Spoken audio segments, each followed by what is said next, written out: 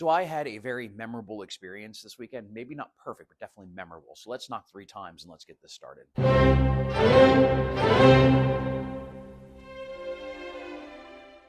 Hey guys, it's Z back with another episode of Observing Freemasonry. And today I want to talk to you about memorable experiences versus perfect experiences. Now, many of us always strive that we have the most perfect experience for all of our brethren in every event that we do. And 9 times out of 10, it's never going to be perfect. In fact, probably 10 out of 10 times it won't be perfect. But the question is it a good memorable experience? And we really did that this weekend. Last year, we had a low veil where we were able to raise 5 brothers in a wonderful setting. The weather, although frigid, worked out very, very well. The setting was wonderful. The guys did all the parts great. There was just a whole lot of really good things that made it almost as perfect as possible, except for the cold of the night.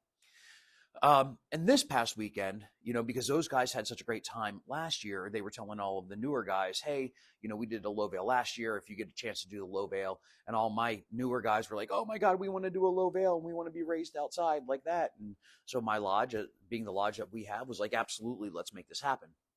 So we made a whole bunch of plans to go up to a cabin in the woods that was owned by a brother whose son was actually being raised that night, and to put on our low veil. And I had gone up 2 weeks before and scouted the spot out and made sure that everything was good and that, we had cover just in case the weather went bad and things like that.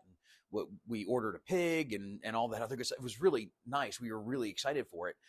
And then about a week before, we noticed that the weather was calling for rain. And sure enough, it rained the whole day. And that kind of put a little bit of a damper on things, and it didn't make it perfect. However, when we went up and scouted, we saw this garage, and we said, hey, if the worst comes to worst, we can hold the degree in this garage. It's a pretty big garage. It's like, 2.5 cars type thing where, they store all of the ATVs and kayaks and things like that. So when we got there, I could see very lovingly that the brother who owned the land was kind of like, it's not going to be perfect. And I'm like, dude, it'll be all right. We're going to make it happen. And we did. And about an hour into it, after he heard everybody laughing and having a good time, knowing that we were there to have a good experience, he kind of calmed down and everything was great. And he joined right on in. And was it perfect? No, it sure wasn't. But was it memorable? Absolutely. And what it made it so very memorable was all of the brethren coming together and making sure that despite the rain and everything else that was going to go wrong, that we put on the best degree that we could for those guys. And, to be perfectly honest with you, I've raised Master Masons in lodge before, and I would rather raise a Master Mason out in a garage when it's raining than raising him in a lodge meeting. And the reasoning why is because it makes it feel like it's more special, even though the situation isn't necessarily great.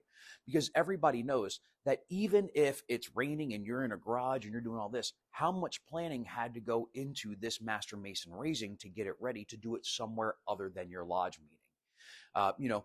For many of us, when we do a Master Mason raising, especially during like a lodge meeting, it doesn't feel like there's a whole lot more to it. It just kind of feels like it's another night and we're raising someone else, which is always a spectacular thing, but doesn't have quite the same oomph as when that, we've had to plan to get all of the lodge furniture out and that we've had to, make sure that we had enough food. We had to do all this other stuff. And, even if it didn't end up perfect, it wasn't the most beautiful day ever. They know that we did a lot of work, and that's what makes it memorable because we've gone above and beyond for them, which is what a brotherhood is about, and hopefully inspires them to do the same thing for the next group of guys that are coming through. Because I can tell you, even though that it rained and we didn't have the most perfect of low veils, we're already looking forward to trying to do it again next year and seeing if we can make it better, right? So perfect, not at all. Memorable, absolutely, and filled with good memories. Even so much so it was like the guys stayed after.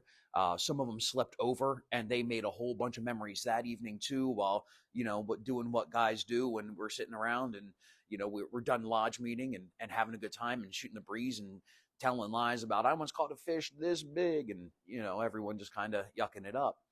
It was a great time. Great time. Perfect? No. Memorable? Absolutely. Now, if you guys have never done a low veil, as a worshipful master, I'm telling you, you really need to try to do one. Low veils, if you've are just absolutely spectacular. Again, it lets the candidates know that we're going above and beyond for them. It makes the night memorable for them, even if it's not perfect.